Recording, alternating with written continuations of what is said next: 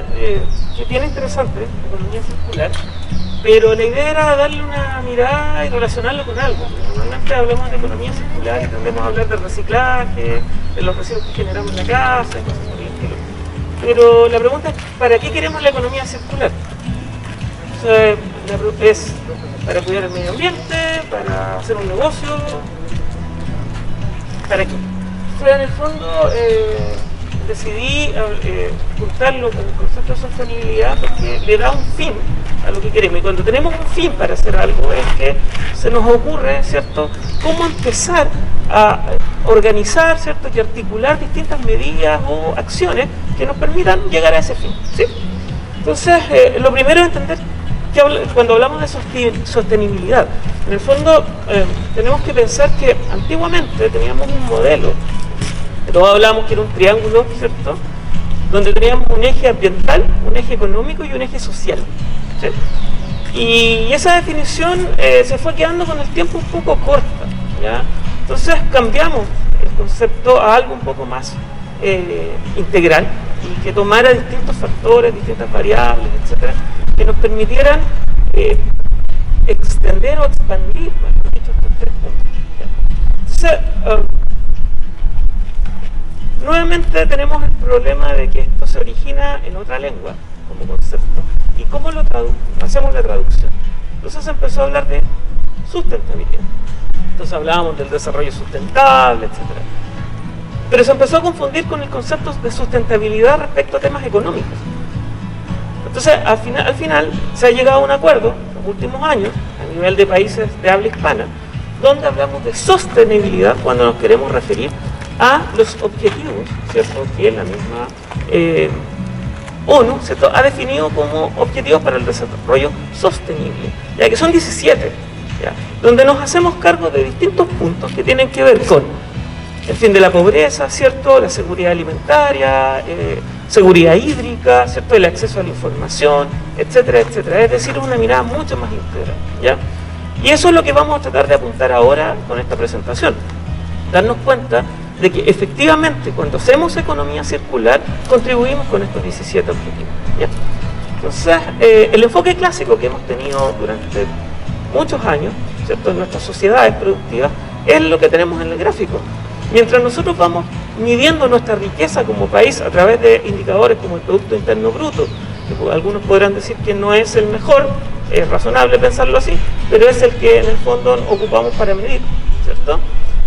Vamos paralelamente extrayendo recursos, ¿cierto?, consumiendo agua, consumiendo energía, ¿ya? Entonces la pregunta ¿es necesario que sea así?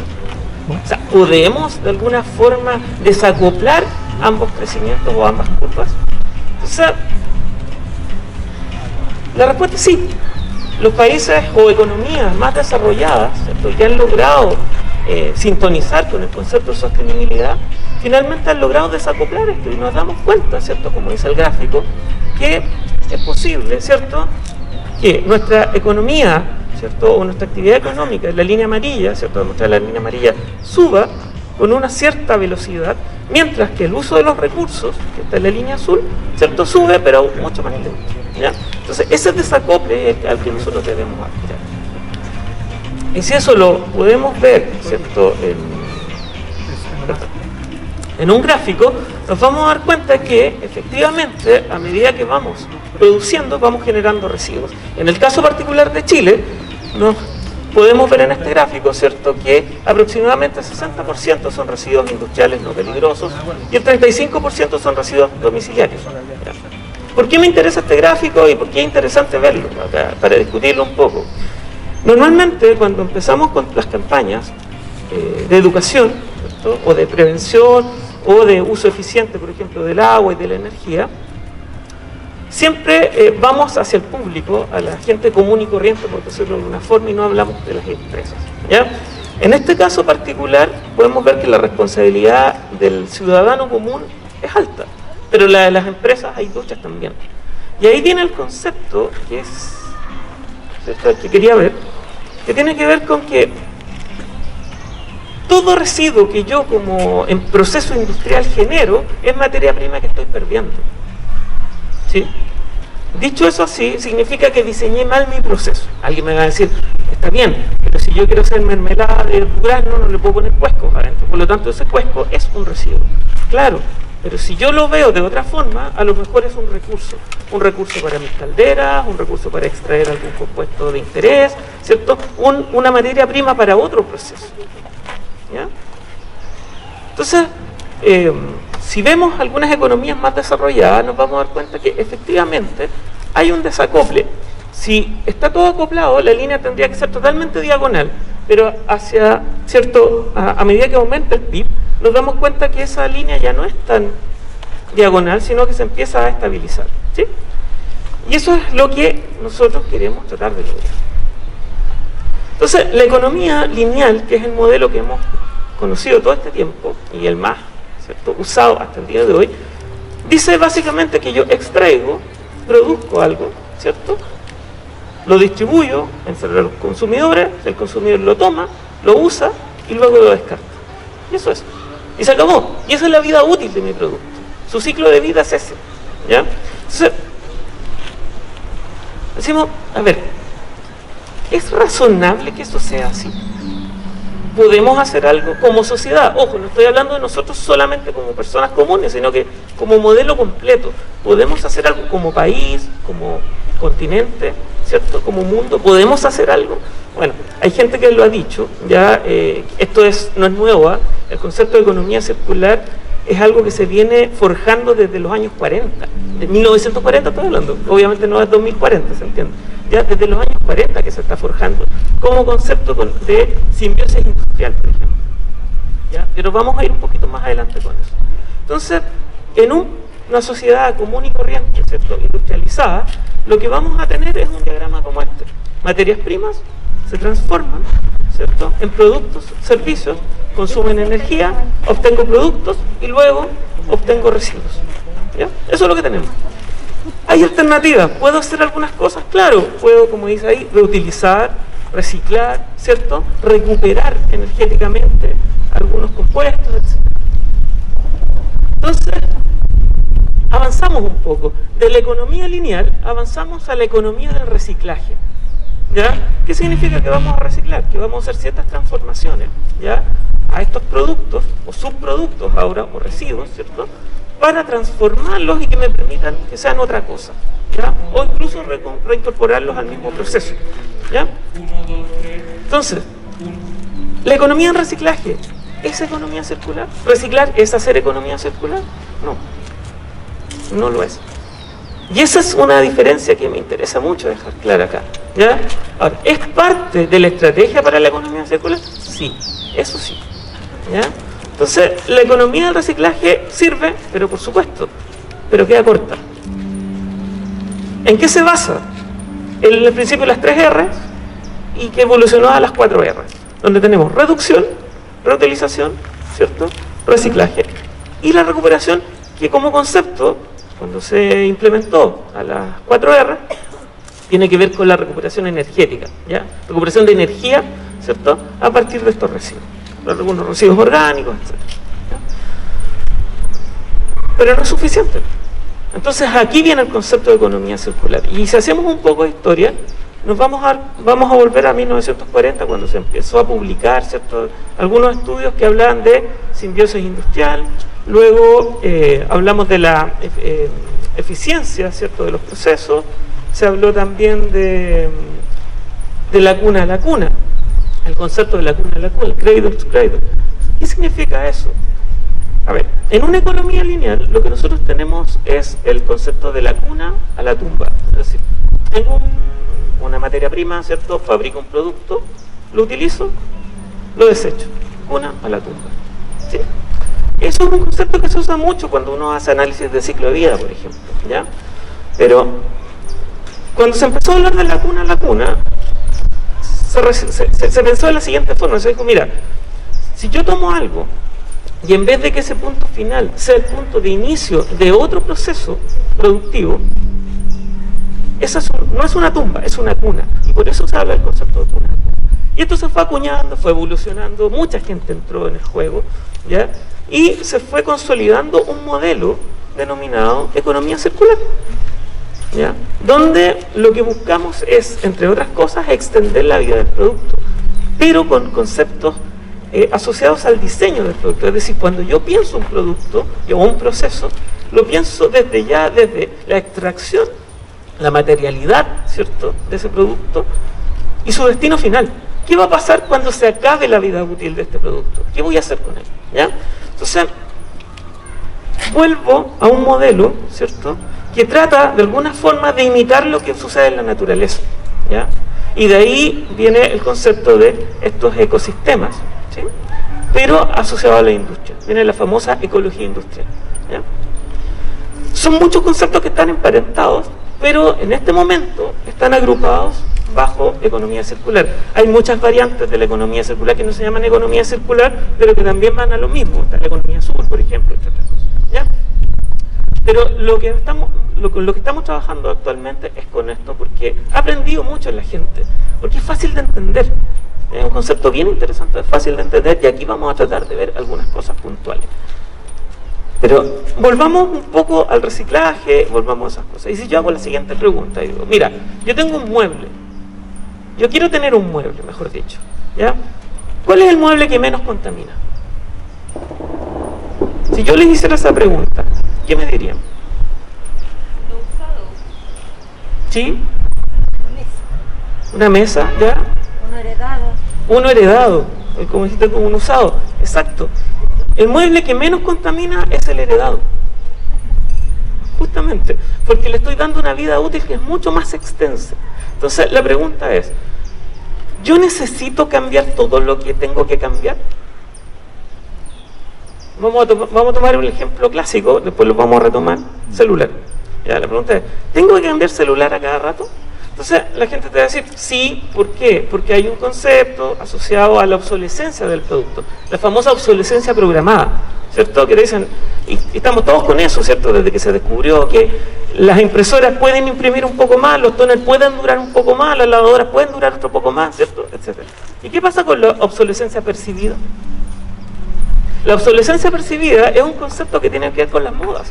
Yo tengo que cambiar celular para un celular más nuevo, porque es más bonito, porque la cámara es mejor, si la que ya tengo funciona. ¿Es razonable hacerlo? Entonces, eso es algo que tenemos que manejar. Y ahí sí tenemos responsabilidad nosotros como consumidores finales, ¿ya? Tenemos que hacer entender a las industrias de que no es necesario estar, o que no estamos dispuestos a hacer eso, ¿ya? Pero la industria, me va a decir, necesitan generar recursos. Y por lo tanto, ese modelo de negocio, porque es un negocio, ¿cierto?, tiene que cambiar también. Y aquí es donde la economía circular juega un papel fundamental. ¿Ya? Lo primero que busca la economía circular es sostenerse bajo 3 pilares, que son los que están ahí. Eliminar residuos, pero desde antes, pensando ya en el diseño. Mantener productos y materiales dando vueltas, en uso constante, ¿ya? Y luego, lo que es todo eso me permita, ojalá, regenerar sistemas naturales. Entonces, ¿cómo podemos definir? Hay una fundación que en este momento, como se dice vulgarmente, la lleva en temas de economía circular, que es la fundación de Ellen MacArthur, ¿ya? Ellen MacArthur fue una deportista que ganó, ¿cierto?, un récord mundial por navegación en velero, ¿ya? Y por ahí, por el 2010 más o menos, un par de años antes, un par de años después, generó una fundación que se dedicó a estos temas, ¿ya? Y la fundación Ellen MacArthur, ¿cierto?, en el fondo define la economía circular como lo que está ahí, un ciclo de desarrollo continuo y positivo, ¿ya? ¿Qué busca? Maximizar, optimizar, ¿cierto?, el rendimiento de los recursos, ¿cierto?, mediante la gestión de inventarios finitos y flujos renovables. Vamos a hablar de qué se trata. Entonces, teníamos las 4 R's, ya no eran suficientes, entonces aparecieron las 7 R's. Y las 7 R's son las que están ahí. Rediseñar. Pensamos, ¿cierto?, en eliminar residuos desde el principio, ¿ya? Entonces, rediseñamos, reducimos. Importante. Nos tomamos igual de las 4 R, ojo. Solo que ahora le estamos agregando pasos intermedios. Entonces, reutilizamos, reparamos. Importante. Bueno, en la charla se habló de la reparación. Renovamos, ¿cierto? Es decir, yo puedo actualizar cosas, ¿cierto?, productos, y los puedo, ¿cierto?, dar una segunda vida, ¿ya? Reciclamos y recuperamos, ¿sí? El tema es que todo esto va cambiando, todo evoluciona y las necesidades se van creando. Entonces las 7 R ya no fueron suficientes y ahora tenemos las 9 R, que en estricto rigor son 10. Lo que pasa es que la primera es la R0, ¿ya? Por eso son 9, ¿ya? Pero en estricto rigor son 10. La primera es rechazar. Obsolescencia percibida. ¿Es necesario tener eso? Me tengo que hacer esa pregunta como consumidor. ¿Tengo que realmente conseguir ese producto? ¿Es tan necesario? Bueno, partiendo de eso, tenemos la opción de rediseñar, reducir, reutilizar, reparar, reacondicionar, remanufacturar, reconvertir, darle otro uso, ¿cierto? Reciclar y recuperar. Entonces ya tenemos 9 R. Y en base a eso, la Fundación Ellen MacArthur, ¿cierto?, planteó una estrategia para que las empresas puedan acercarse a la economía circular a través de un marco de trabajo que se llama el framework famoso, ¿ya? Que es la metodología Resolve, ¿ya? Que es regenerar, compartir, optimizar, ciclar, ¿cierto?, virtualizar e intercambiar, ¿cierto? Cambio de energías, por ejemplo, en regenerar, cambio de energías y materiales renovables, caso de compartir, ¿cierto?, Airbnb, ¿cierto?, todas estas aplicaciones. Y aquí yo me voy a detener un poco porque yo necesito lograr algo que es re interesante, que es la desmaterialización. Eso me permite bajar inmediatamente los flujos y las presiones sobre los recursos naturales. Cuando yo trabajo con materiales, voy a consumir energía, voy a consumir agua y voy a consumir recursos naturales, finitos o renovables, pero los voy a consumir. Cuando yo dematerializo, ¿cierto?, puedo perfectamente bajar mucho la presión sobre eso. ¿Qué es lo que pasa?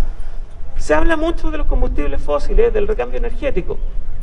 Se estima que si yo cambio, ¿cierto?, toda la matriz energética, voy a, en el fondo, alcanzar una reducción de emisiones de CO2 a nivel global, ¿cierto?, pasar a nivel global, ¿cierto?, de más o menos un 55%. ¿Y qué pasa con el resto? ¿Dónde está el resto? En los otros materiales, ¿ya? Tenemos plástico por todas partes, ¿ya? Por más allá que sea plástico de más de un uso, es plástico igual, ¿ya? Entonces la pregunta es, ¿nos podemos deshacer de todo el plástico? A veces el plástico es una buena alternativa, el tema es que yo le puedo dar vida, ¿ya? Entonces, la desmaterialización es re interesante porque me brinda la posibilidad, ¿cierto?, de virtualizar, ¿ya?, algunos servicios que ya no son necesarios, ¿cierto? Hacer un uso más eficiente, compartir auto, por ejemplo, ese tipo de cosas, ¿ya? Bueno, finalmente, el gran aporte de la Fundación Ellen MacArthur es el diagrama de mariposa, ¿ya?, que está ahí.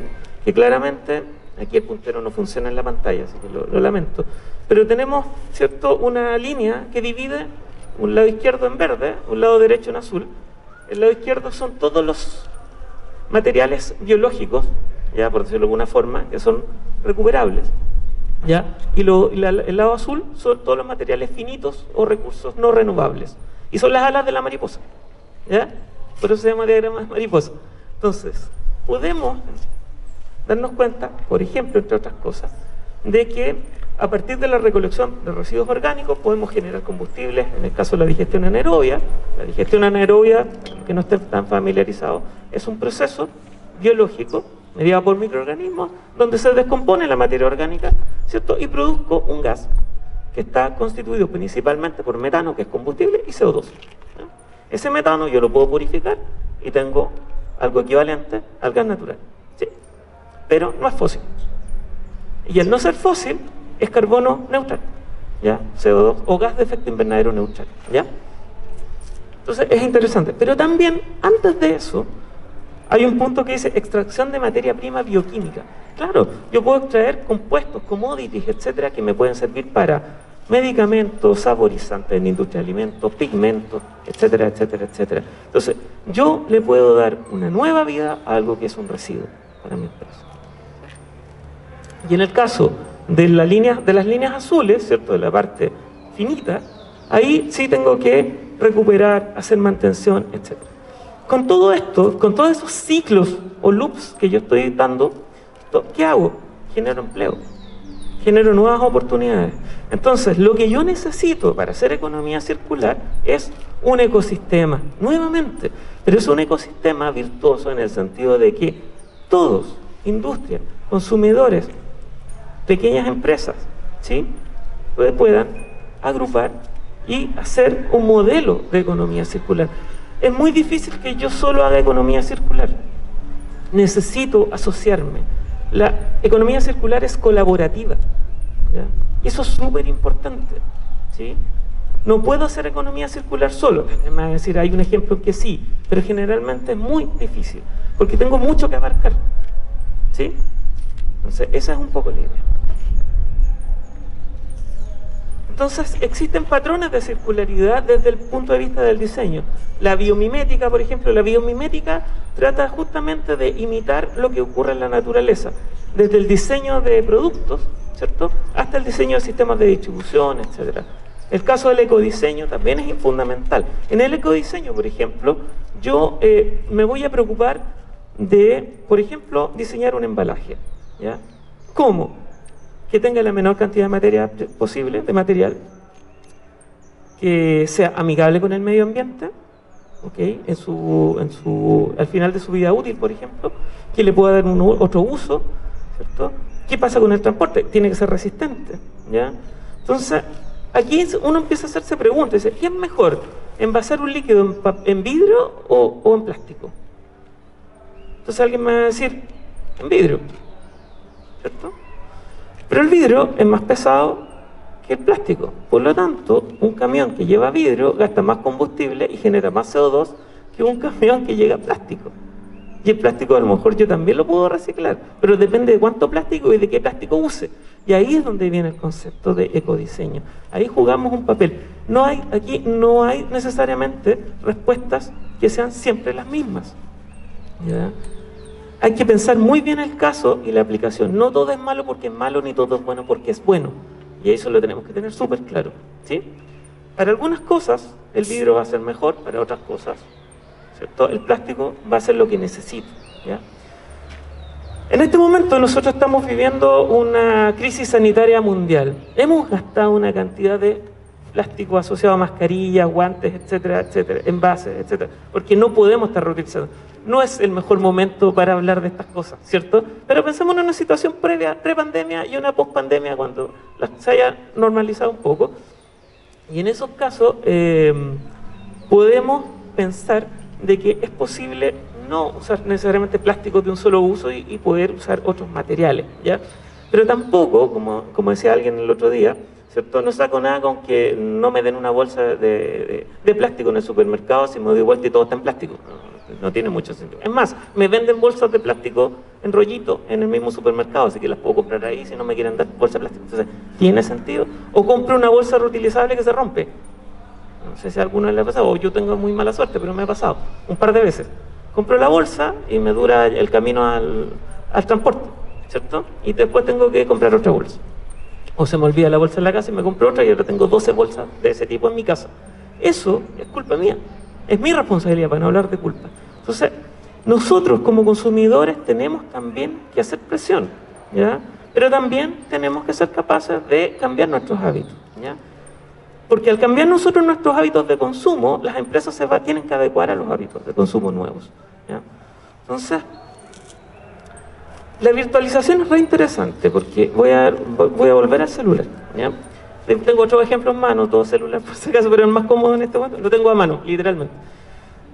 Hay empresas, ¿cierto?, que han planteado modelos de negocio re interesantes con respecto a los celulares y te dicen, mira, este celular es actualizable porque tiene piezas que son intercambiables. Por lo tanto, tú lo compras y luego compras la pieza de recambio y lo actualizas, ¿sí? Pero tal vez el paso evolutivo siguiente, más razonable, es que el celular no sea mío, sino que el celular sea de la empresa y yo pague un arriendo por el celular. Porque así la empresa se tiene que hacer cargo como productor, pensando un poco en lo que escucharon la ley REP, por ejemplo, la responsabilidad extendida al productor. El productor, en este caso el celular, ¿cómo se hace cargo del celular si no lo ve nunca más? Si es mío, como empresa, yo me tengo que hacer cargo de recuperarlo y te paso un celular nuevo y tú me sigues pagando el arriendo. Suena raro, o sea, entonces, ¿cómo mi celular no va a ser mío? Los que somos más mayores, ¿cierto?, nos acordaremos que cuando instalábamos Windows 3.11 teníamos 15 disquetes, después teníamos CD, después teníamos DVD, y ahora metemos un código y lo descargamos y a nadie le importó. Después salieron los DVDs para las películas y la gente compraba CDs, DVDs de películas, etc. Ahora la mayoría de la gente usa plataformas de streaming, no voy a nombrar ninguna, y a nadie le importa que las películas no sean tuyas y te cambien el catálogo. Te da rabia, pero ya es así. Ya no voy a conseguir DVD o Blu-rays, salvo que seas un coleccionista. Pero curiosamente, los que somos más antiguos, en los 80 la gente no compraba películas, sino que iba al videoclub a arrendarla, la veía y la devolvía, que el modelo era el mismo, ¿ya? Entonces, es interesante entender que no es nada nuevo, sino que estamos adaptándonos a algo que ya sucedía antes, ¿sí? Entonces, ¿necesitamos dar un paso adelante nosotros como consumidores? Sí. ¿Y cómo se adaptan entonces las empresas? ¿Ya? A través de la generación de bucles, ¿sí?, dentro del proceso. Ese diagrama que está ahí es el que muestra en el fondo el concepto de ecología industrial. ¿Ya? Si lo miramos ahí, imita mucho, ¿cierto?, un ciclo ecológico. ¿Ya? Tenemos subproductos, ¿cierto?, tenemos recuperación, ¿cierto?, pero lo importante es que estamos dando vuelta constantemente dentro de un ciclo y no generamos residuos. Ahora, seamos realistas, ¿es posible no generar residuos, tener emisión cero? Termodinámicamente no, hasta el momento, ¿ya? Por lo tanto, sí vamos a generar residuos en algún punto, sí vamos a generar emisiones en algún punto. La idea es minimizarlas, ¿ya? O sea, ¿podemos hacer eso? Sí, es posible, pero nuevamente necesitamos de la colaboración de todos. Entonces, la economía circular, y aquí viene la gracia, para que esto sea un negocio, porque si no, no va a ser atractivo para nadie, ¿cierto? Proporciona mecanismos de creación de valor, ¿ya?, con estos pasos intermedios. O sea, podemos crear valor, podemos crear empleo, ¿ya? Ejemplo. Con los ejemplos fui bien selectivo para no herir sensibilidad, así que tomé ejemplos de afuera, pero después vamos a ver qué pasa acá en Chile.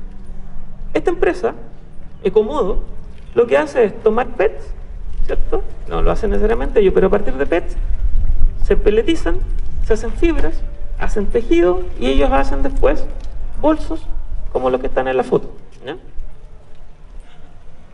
Suena a reciclaje, ¿cierto? Suena a reciclaje. Entonces, ¿dónde está la circularidad? En el punto 12. Yo tengo un bolso, me quiero comprar otro nuevo, lo devuelvo y obtengo un voucher, ¿cierto?, de descuento por el nuevo, ¿ya? Y ellos toman eso y lo reincorporan a la materia prima y hacen un nuevo bolso, ¿ya? Y ahí hago la circularidad. Pero la empresa de Ecomodo no se encarga de hacer todos los pasos intermedios, ¿cierto? Tenemos otras empresas, tenemos talleres, etcétera, etcétera, etcétera, que van preocupándose de todos estos pasos intermedios hasta que le entrega la materia a la prima a la empresa, que es ya este tejido, y ellos hacen el diseño, confeccionan, ¿cierto?, el bolso final, ¿ya? Y hay otra empresa que me gusta mucho, que son los Mad Jeans, ¿ya?, donde son jeans hechos de tela reciclada. Pero ¿cuál es la gracia de estos jeans? Que yo pago, si quiero compro el jeans para mí, o lo pago tipo leasing. Es decir, el jeans es mío mientras yo lo pague por un tiempo, ¿cierto? Y luego yo puedo devolver ese jeans y obtengo un descuento por un jeans nuevo. Concepto importante entonces es el beneficio para el consumidor, el gancho, ¿cierto? El modelo de negocio cambia. Hay más ejemplos por si acaso, puse estos dos nomás porque no sabía cuánto tiempo tenía disponible, ¿ya? Pero la gracia es que hay un gancho, o sea, tiene que ser atractivo tanto para el productor como para el consumidor. Así hacemos economía circular. ¿Qué hacemos en Chile? En Chile, ¿cierto?, tenemos en este momento la hoja de ruta, ¿cierto?, para el Chile circular al 2040, ¿ya? Y particularmente tenemos la famosa ley 20.920, ¿cierto?, de responsabilidad extendida al productor, fomento al reciclaje. Esta ley partió como eso, como reciclaje. Partió, ¿cierto?, pero dio el punto de inicio a la responsabilidad extendida al productor. Es decir, yo como productor me tengo que hacer cargo de cosas. Y tenemos 6 productos prioritarios: aceite lubricante, ¿cierto?, baterías, electrónicos, neumáticos, envases y embalaje, pilas. De esos tenemos 2 funcionando como tal, ¿sí? El problema de esto es que lleva como 8 años de implementación. O sea, ¿es un avance? Sí, tampoco quiero ser tan crítico, pero es lento. Es lento porque requiere de toda una plataforma. El Ministerio de Medio Ambiente ahora tiene una oficina de economía circular. Hace 5 años no la tenía, ¿ya? Por lo tanto, hemos ido avanzando, ¿ya? Y eso es fundamental, ¿sí? Afortunadamente, Chile está lleno de emprendedores y aquí no quise poner ningún ejemplo. Entonces, ¿por qué una contradicción? Porque tampoco quiero ser vitrina de nadie en particular dejando a otra gente fuera.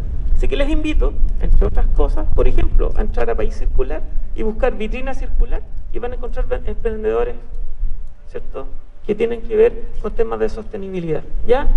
Hay muchos, ¿ya? Productores de café, productores de envases. Dense una vuelta por acá, por la feria, por los stands. Está lleno de gente que está haciendo esto. Pero es gente que está sola muchas veces, que tiene que recoger las tapitas para hacer, por ejemplo, un macetero, ¿ya?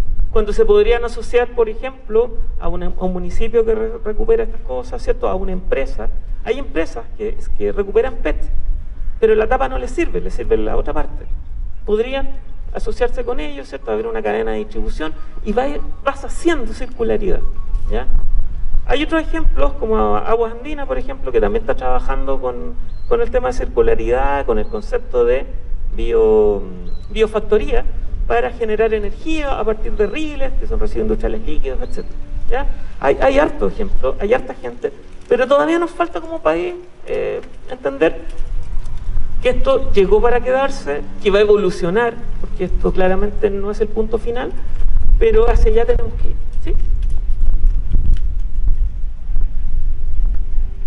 Como para ir cerrando, beneficios asociados a esto: ahorro de materias primas, ahorro de energía, electricidad, combustibles, ahorro del consumo de agua, reducción de pérdida de materiales, fundamental, ¿ya? Creación de oportunidades de empleo, retorno adicional debido a la recuperación y venta de subproductos, disminución del costo de tratamiento y disposición final de residuos sólidos. No me metí en la parte de tratamiento porque también me iba a escapar un poco, pero obviamente para nadie es un negocio hacer una planta de tratamiento como industrial, a menos que vendas plantas de tratamiento. Pero si yo fabrico mermelada y tengo que poner una planta de tratamiento, no es un negocio para mí, ¿cierto? Reducción de emisiones globales, reducción de impacto ambiental debido a los procesos de extracción de materias primas. No nos queda mucho tiempo, ya no tenemos planeta B, como se dice por ahí. Por lo tanto, tenemos que hacer un esfuerzo ahora, todos, como sociedad. Y aquí no le quiero endosar la responsabilidad a nadie con lo típico de cuida el agua, porque tú en tu casa dejas la llave abierta.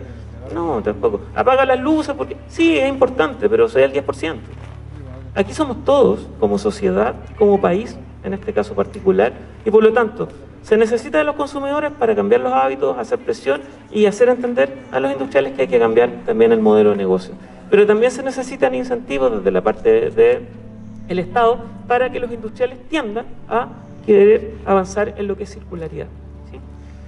Bien, finalmente, para cerrar, les invito, las que son más asiduos a las redes sociales, está la EM de Ubalpo, que es de la Escuela de Ingeniería en Medio Ambiente, la Unidad de Medio Ambiente y Sostenibilidad del UB también, que es donde está principalmente Jenny Olivares y Priscila Berríos, trabajando en la Valparaíso para eso, y también especialmente Uverde, ya que es un grupo ahí de académicos, funcionarios, ¿cierto?, y exalumnos y alumnos también de la universidad que trabajan en temas y temáticas medioambientales de difusión y todo eso. Les invito a seguirlos en las redes sociales y les doy las gracias nuevamente por su atención.